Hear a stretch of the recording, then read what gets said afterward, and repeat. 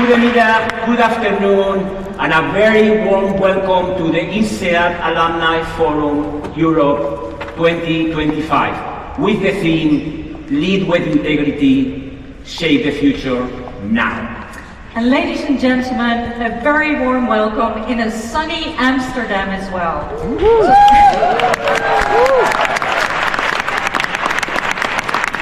So my name is Bibi Duivestein, and it's my pleasure to be your Master of Ceremonies in the next 2 days. And my name is Javier Jimeno. I'm a professor of strategy, and together we will be guiding you through the program. Yes, Xavier, because I understand INSEAD has been organizing these fora for over a decade. But this one is really breaking all records, isn't it? This is an exceptional crowd.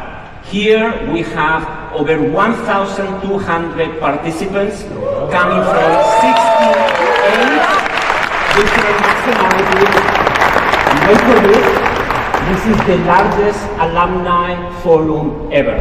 Over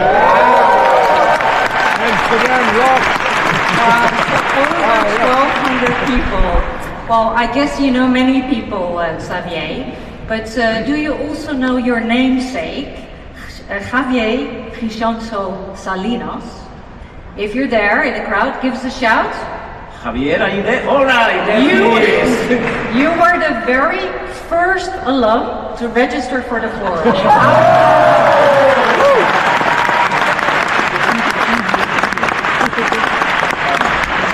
Okay, Bibi Babi. This is like cold calling. Do you know who was the 1,000th person to register? Oh. Do you know? Yeah, of course. So Sefali Mahapata, are you there? That was you. Are you Sefali here? Oh, missing your one moment of fame here. What a pity. Is there? Found it. Not only that, but we have other records. So, for example, the Executive MBA of 2023 has the highest.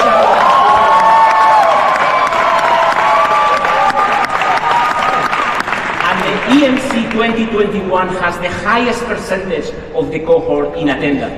But even more important, also for the first time, this is the first alumni forum with royal attendance. Oh, yeah. Exactly, Xavier. And that's, ladies and gentlemen, why we need to speed up a bit and why I need your respect and cooperation with a few very important housekeeping rules. So please bear with me. The first thing we'd like to ask is to wear your badge at all times during the forum so you are identifiable. Please switch off your mobile phones if you haven't done so already. Then I also want to make us mindful that this is a very large area that we have here and sound travels. There will be sessions here on the main deck, and that means that the panorama deck and the promenade deck where you will have your coffee will be off limits during those sessions. Now also, we are a very large crowd, which we're extremely proud of, but it also means we need to efficiently manage transitions between the sessions. But no worries, we'll help you there, because 5 minutes before our next session, you'll actually hear music. Maestro?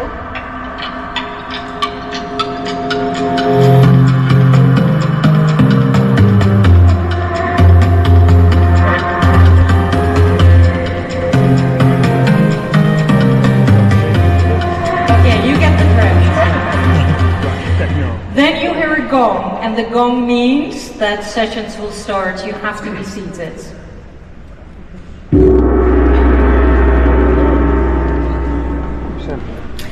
Now we're also catering for your digital health throughout the forum. We have Wi-Fi, there's signage everywhere. We have 4 charging stations at the back.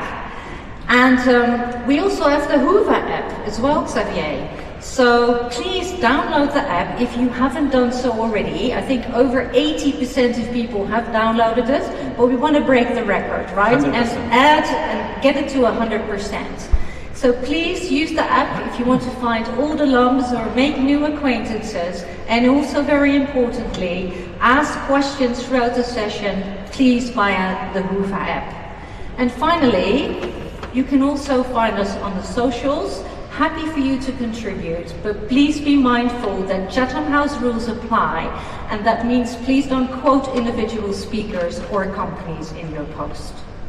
Okay, we want to briefly acknowledge the support of our sponsors. So on the gold category, Loyal and Events. On the silver category, Waterdrop and the INSEAD Alumni Association.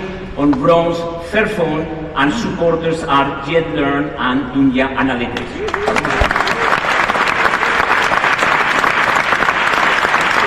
You have all received a bottle from Waterdrop at the reception, and if you want it engraved, there is a facility in the Movenpick.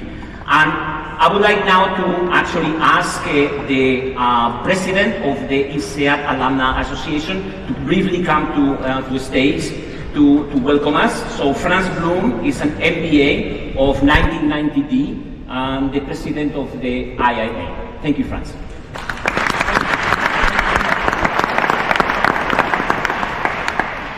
And a good afternoon, a very warm welcome. It is great to see the turnout, and I know that many of you have traveled from close by, but also many from far away. And I think that mix is something that makes the event and the forum very, very special. I think it's something that we recognize from our community. I'd like to share a couple of thoughts with you very briefly. Lifelong learning, we talk about it very often as a concept that goes together with lifelong connections and lifelong impacts. That's basically the mantra of our alumni association and community globally. Lifelong learning is something that I think all of us have embraced, and we understand that achieving at a degree or finishing a course is not the end, it's barely the beginning. And I think the experiences that we all gathered, the exchanges that we have together, that make us learn. And therefore, events like this, where we have the community together, allow for that connection and that learning, that exchange. So I strongly encourage you to not only learn from the sessions, but to also make sure that you connect with each other. I'm going to wrap up because I just got a signal that our most prominent guest is arriving, and that means I'll cut my speech short, but I look forward to connecting with you individually, and then I'll finish my speech. And with that, I'll hand it over.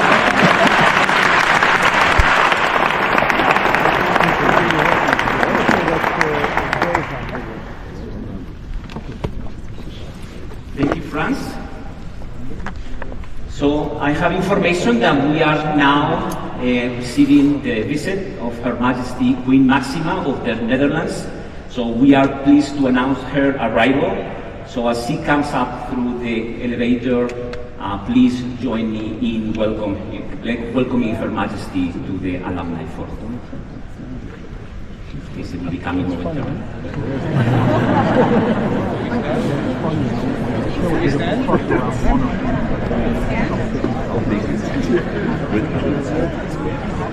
The journalists are coming, so.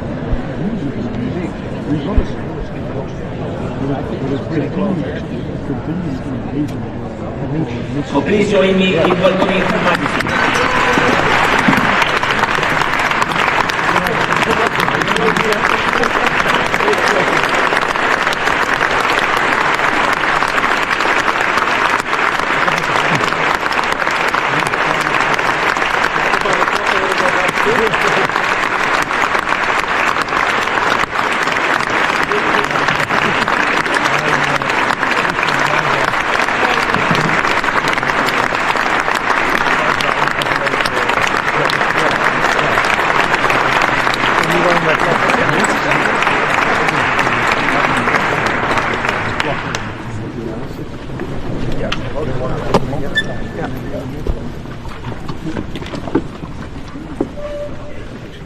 Ladies and gentlemen, it is my great honor to introduce a very special guest to our forum, someone who has dedicated herself to a very important mission for many millions of people worldwide: financial inclusion and, more recently, financial health.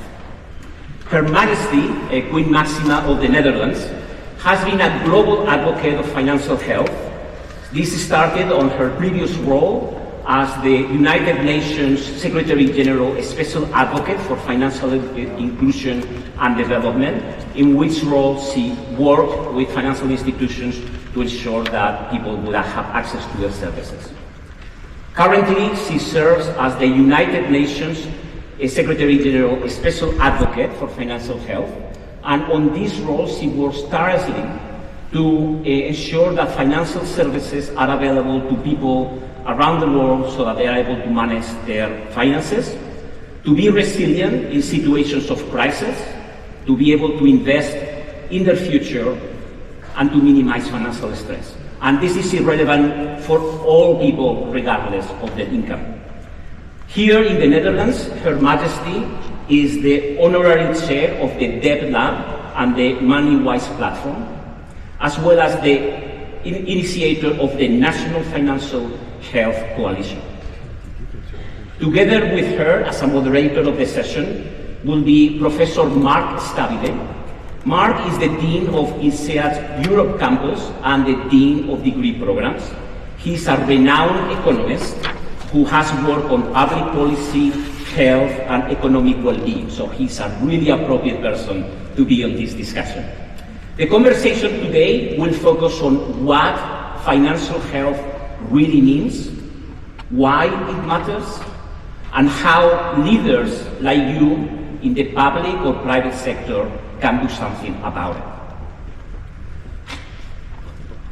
So we are very grateful for Her Majesty's leadership on this space, and we are looking forward to the conversation. So without further ado, please join me in welcoming upstage Her Majesty Queen Maxima and Professor Mark Stabile.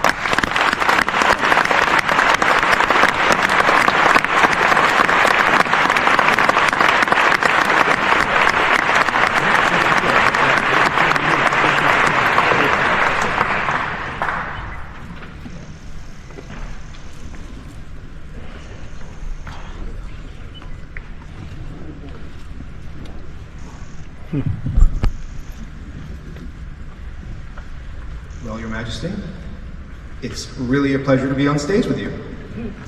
Pleasure's all mine. Nice to meet you. First time I see you. Thank you very much for joining us.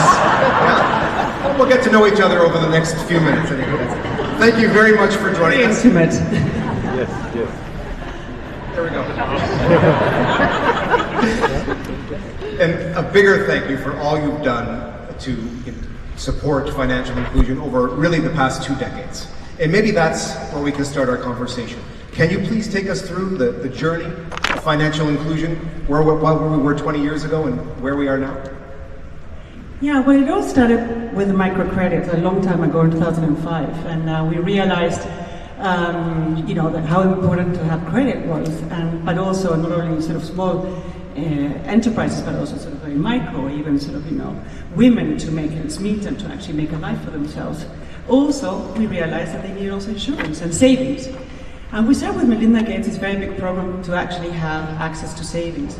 But what we realized is when we're trying to sort of make that actually happen, that people didn't have bank accounts. So this issue of financial access was born.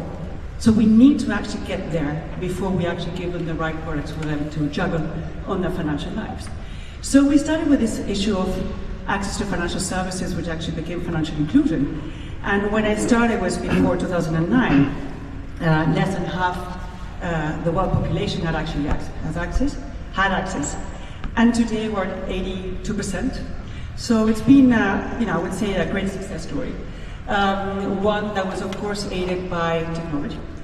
But also one that we worked extremely hard in getting everything right, getting the data right. We measured what actually happened in which country, what did not happen in some other countries, getting the digital public infrastructure to work. For example, connectivity. If people don't have phones, they cannot actually have that access.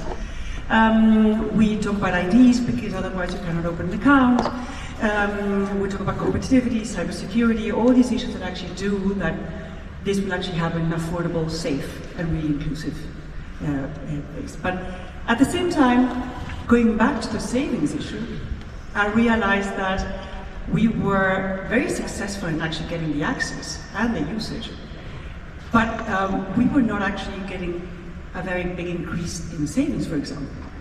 In Africa, we had an increase of savings of 1%. I said, that's not really great because we need savings, we need insurance. And consumer credit was actually taking its, his first role to actually get there while we're providing this financial inclusion.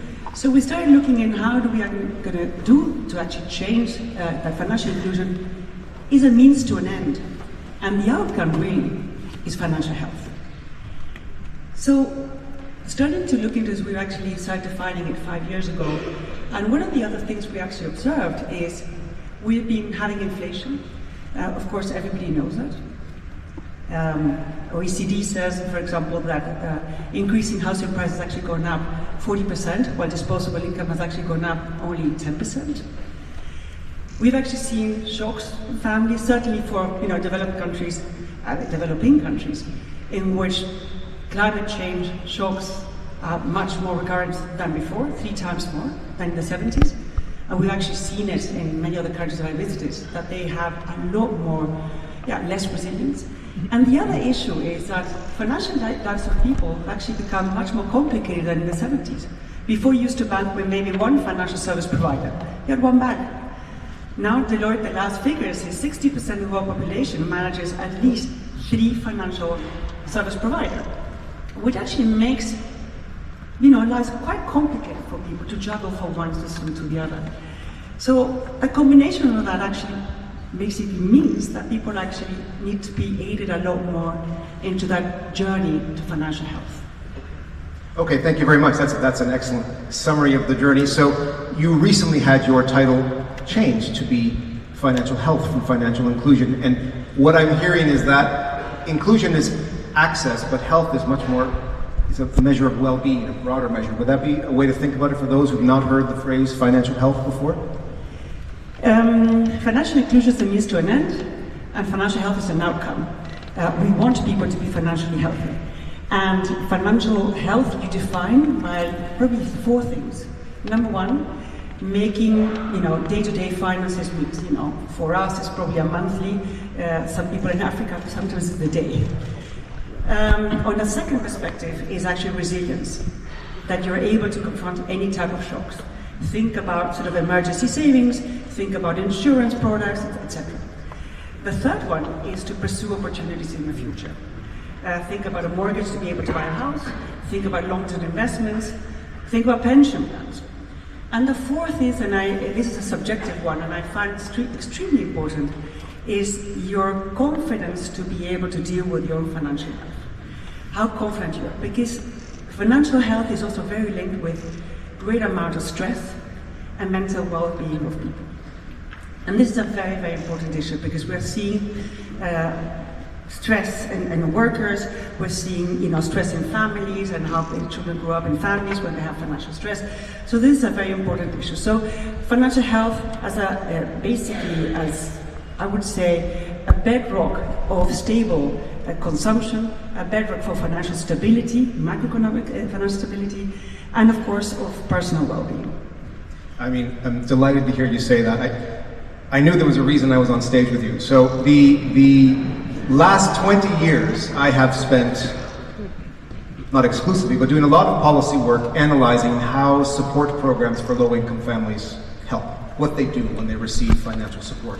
And it is very closely tied to what you just described, right? So we have found, me and my team, that when you provide financial stability for households, it improves educational outcomes for their kids, it reduces mental health problems for their kids, for some boys, it even reduces physical health problems, it reduces maternal stress. So all of this happens from the transfer of income to help with financial health. And actually, we've done some follow-up studies, which I just want to link to the stress comment, which is how do the families spend the money we transfer them? These financial diaries where they indicate how they spend their money. Exactly. And what's super interesting is what they spend less on when they get these financial transfers. They spend less on things like alcohol and tobacco. They obviously spend more somewhere else, but when you ask them why are you spending less, it's because they're less stressed. Right? So it very much resonates with what you're talking about. Yesterday I was having a visit in a city in the Netherlands, and we were talking with youth that were actually having financial stress. And this girl got into debt. Then she finally lost her job because she was completely stressed out, and of course she was, had high levels of anxiety, trying to go, to a psychologist. We call it the GGZ here, and we have a lot of waiting lists on our, I would say, sort of GGZ. And what actually happened with her is that by taking care of the debt issue, she was no longer needing the psychologist. Her anxiety level went down. So, I mean, it was just basically just to confirm what you say. They're just very, very strongly interlinked.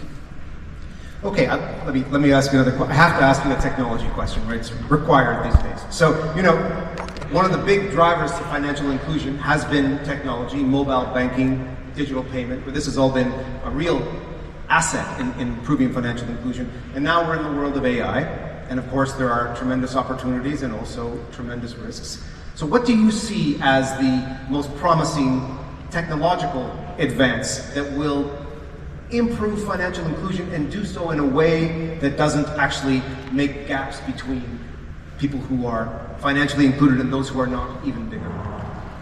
I think if I have to say what I'm excited about for financial health in terms of technology, apart from the fact that I was super excited about mobile banking and interoperable payment systems for financial inclusion. I mean, that's actually for the access side. If I talk about sort of financial health side, I'm excited about open finance. Why? Because it would actually bring more competition, and we need new innovation to actually cater to clients' needs. So at the same time, what I see is because people actually are juggling different financial providers, having open finance will actually bring everything together, and they will have much better insight and oversight of what the financial situation is going to be like. And I'm going to give you an example. I don't know if you know this fintech digital bank called Nubank in Brazil and Colombia. And Nubank, Brazil set up this, the central bank set up the open finance system.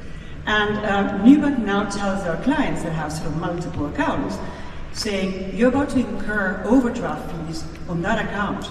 So they bring up this overdraft alert, and by doing that, by bringing sort of idle cash that they had in one account into the overdraft account, basically you save a lot of, and in Brazil, interest rates are extremely high. This is not sort of, a Dutch sort of, context of interest rates. You save your clients so much money. At the same time, when you have idle money sitting there, returning low returns and some kind of inflation, to us tell them you could actually be investing your money much better. So I find that open finance has really a lot of potential for innovation of product and actually bringing all that information of clients together. And the other issue, of course, is AI-driven advice. So that would be, definitely a very important issue. But like everything, technology is not a silver bullet. It has to go together with behavioral insights, how to approach a client. One of my partners that I work a lot in America realized that, whilst digital and AI is doing a lot to bring them insights on how they could actually innovate products and actually maybe do a lot more personalized products for different types of customers, they realize that they maybe need to have some physical presence, not maybe with a very big, expensive branch, but together with an NGO to assist people go beyond that and explain the products. So, like everything, technology together with the physical, that's the right combination. And of course, let's not forget the risks, because we're seeing all around the world fraud as a very big issue, and that for financial health is a very massive, I would say, risk. Okay, thank you very much. I want to turn the conversation a little bit towards the role of business. We are among graduates of one of the world's leading business schools, if I may say, and of course we have hundreds and hundreds of business leaders in the audience here with us today. And they have operations in markets, some with larger or some with smaller, unbanked or financially unhealthy populations. From your observation, what's the most common blind spot you see in the way companies are supporting their clients and their workers and their communities in improving financial health? I think that, the blind spot, I think is a little bit too much of a general question. I think that if we look in types of businesses, I would like to distinguish some. So, in terms of financial institutions, is to align your business towards your success of your business to the success of your clients. If you look at that way, you will realize that this is not a charity. This is about making business. So in speaking to some of my partners, one of them was saying, one third of my clients, I was making money on the overdraft and penalties, and but I was realizing from that 1/3 of those clients that actually are vulnerable, I was making every time less and less money, and these clients are starting to be equity negative. So 1/3 of my business is going to be wiped out. So it is my duty to make them a good business if they become better. So, and it has to do with measuring financial health of your clients, realigning what is actually important for them, how do you help them get to that goal. For employers, I think the blind spot is to think, the financial health is a personal matter. Why should it be my thing to do? Now, we have studies in the US, people that actually have financial stress. They actually do not concentrate 7 hours per week. That relates to more than $300 billion a year for employers. In the case of, being distracted, the University of Pittsburgh actually did a whole research about truck drivers that when they're having financial stress, they are much more prone to accidents. Of course, because the stress leads them to, not sleeping very well, being anxious, so they're, more prone to make mistakes. So this is something that is very important for the employers, and that's why it's also very important that we created a national strategy for financial health here in the Netherlands, because it's all about employers, and they realize how important this is. Productivity is a huge issue, and if we have employers that are not financially healthy, they're not going to be productive. And then another issue, and I'm very happy that Mr. de Jong is here today with us. He works at Vattenfall, which is an energy provider here in the Netherlands. And we were last week together, and for example, energy companies, they're the first ones they start seeing when their clients start not to pay the energy bills, and how to help them go through increases and decreases of that, big piece of expenditure that are for families here in the Netherlands. That's also a very good example. And another issue is retailers. With buy now, pay later, is actually, I imagine, it's just very nice to sort of think we're going to be selling 20% more. But what are you getting the consumers into in terms of a lot more debt, and certainly the young people? Thank you very much. So it really sounds like a plan for financial health for your workers is a smart business strategy, and that's maybe the message for our audience here, right? That whether you're in the financial services or not, this is smart business strategy. It is smart business. So we've made progress. I read one stat that now 80% of the world has access to an account, where that was, when you started, closer to 40%, if I'm not mistaken. But when you're looking forward, what do you see as the biggest challenges that remain worldwide that you think that the business community can address? Many. But if I have to, in terms of prioritization, the one thing that it really has an amazing effect is emergency savings. If you help your employers, your clients, have a certain level of emergency savings, or a buffer, what we call in the Netherlands, they're going to be less inclined to get into trouble, because with one event that actually happens, an accident or whatever it is, they're going to have a cushion to rely upon. I'm going to give you an example. We were in December in the UK, and basically 1/4 of English people do not have £300 to come by in case of an emergency. And we started this very big program to actually have emergency savings through the employer in an opt-out system. 90% of the employees actually end up doing it, and it increased emergency savings tremendously, and therefore the freedom for all these employees to actually, feel a lot more confident. And from that emergency savings, they start planning, because they have the space in their mind to start planning and start budgeting a lot more. So I think that's a very important issue. So if I would say, the first thing I would actually start to do, and we're going to try to do it here also here in the Netherlands, is the issue of emergency savings. The other very big issue is help people with life events. People do not just get into trouble. Things happen. You have a divorce, your partner dies, or he's sick for a long time. When you see a colleague going through that, think that goes generally hand in hand with a lot of financial, questions and challenges that you could actually help a lot with. Okay, so really seeing your job as an employer as also being a bit of a safety net for the well-being of your workers. Yeah. Yes, definitely. And one of the most difficult things to do, I mean, in the Netherlands it takes 5 years for a person who is in debt to ask for help. 5 years. They start with a debt of more or less 4,000 or 5,000, and they ended up with a debt of more than 45,000 euros. By which, at that time, it's just so difficult to get out by yourself. Whilst if you would actually had asked for help at the very beginning, it would have been a piece of cake, really. I mean, it would not have taken much. So the asking for help is a big question. And why? Because it's a huge taboo in having financial problems. And given that 41% of the world population finds making ends meet very difficult, this is not a very strange case. Okay, thank you very much. I think for the sake of Your Majesty, but also for the sake of the audience, I want to note that as a business school, INSEAD takes these issues very seriously. I mean, about 8 years ago, we launched a series of courses called Business and Society, and in those courses, we introduced all of our MBAs and all of our GEMBAs and all of our MIMs and our degree program students to these concepts of where the intersection of societal goals and business goals align to make businesses stronger, but to make society stronger as well. So it's something that we, as a business school, we're listening to the work you've done and the work others have done, and we think it's an important part of the curriculum at INSEAD. No, thank you. And I really want to say my big dream is to really change the financial services in a way that is not business as usual, that you just sell a product.